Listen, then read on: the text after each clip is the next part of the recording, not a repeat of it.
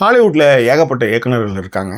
ஆனால் பிடிச்ச இயக்குனர்கள் அப்படின்னு வரிசைப்படுத்தும் பொழுது உண்மையிலே ஸ்டீவன் சோடன்பெர்கை நம்ம குறிப்பிடாமல் இருக்க முடியாது.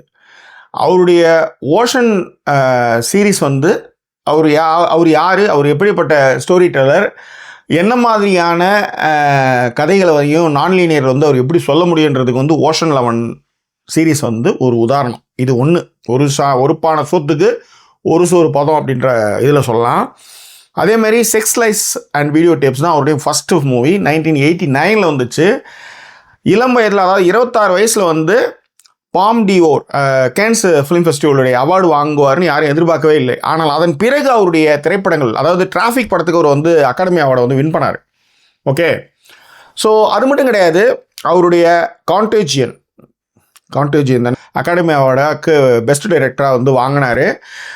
லோகன் லக்கி, அன்சேன், சைடு எஃபெக்ட்ஸு, ஏகப்பட்ட கான்டேஜியன் ஏன்னா அதுக்கு பிறகு தான் கொரோனா வந்துச்சு. அதனால் அந்த படம் செம்மையாகவே போச்சு.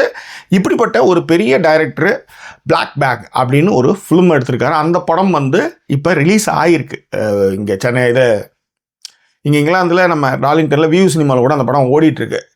இந்த ஆள் இவ்வளோலாம் பண்ணியிருக்கானே அப்படின்னு அந்த படத்தை பார்க்க போனேன்.